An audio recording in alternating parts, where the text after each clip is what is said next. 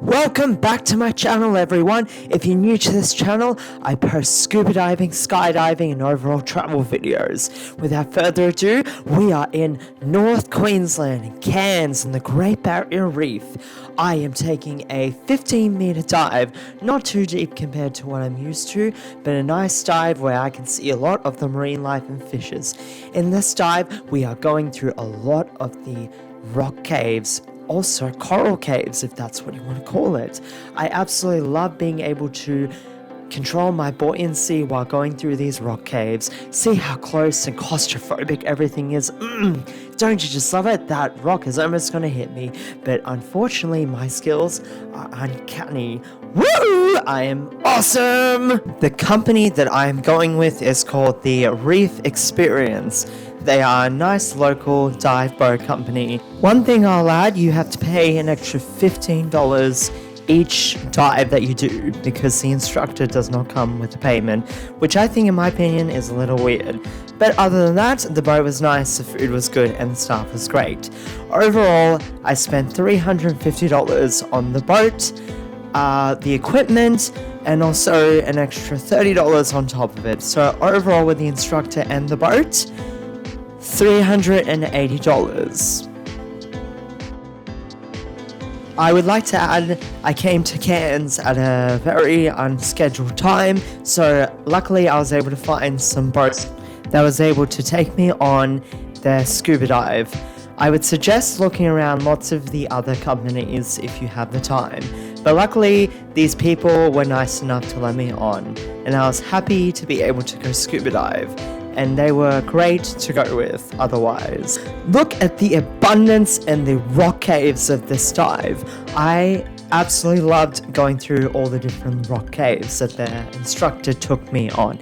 It made me think twice or even a few times about the buoyancy control. If you don't know what buoyancy means, it's you controlling your own level of diving by going up and down by the oxygen and nitrogen in your body. I can go more into depth in another video if you put it in the comment section below. Because of all the rocks that we're going through, this has inspired me to try and think about cave diving. It sounds very dangerous, and I've been seeing it on a lot of stories on Instagram and TikTok, and it's something I would love to explore. I believe that you can go dive in Tasmania. If you don't know where Tasmania is, it's still in Australia, but it's on the right side, so on the east side of Australia, and you go down south and it's a small island there. You are able to find a lot of rock caves that are quite famous at a place called Eagle Heart. I'm hoping to go there in October 2022. These rock trenches remind me of that one scene from Finding Nemo where Dory and Marlin had to go through the rock trench, but they were too scared to go, so they go over it and realize they are going to run into a massive jellyfish farm or school of whatever they called it. But other than that, look at this! It's my first turtle of the dive. You know how much I love seeing turtles. They are one of the most gentle creatures underneath the water. I just love how effortlessly they swim and go through the coral reefs. It's like they are just the most chilled animal underwater. They are my favorite next to whales and dolphins.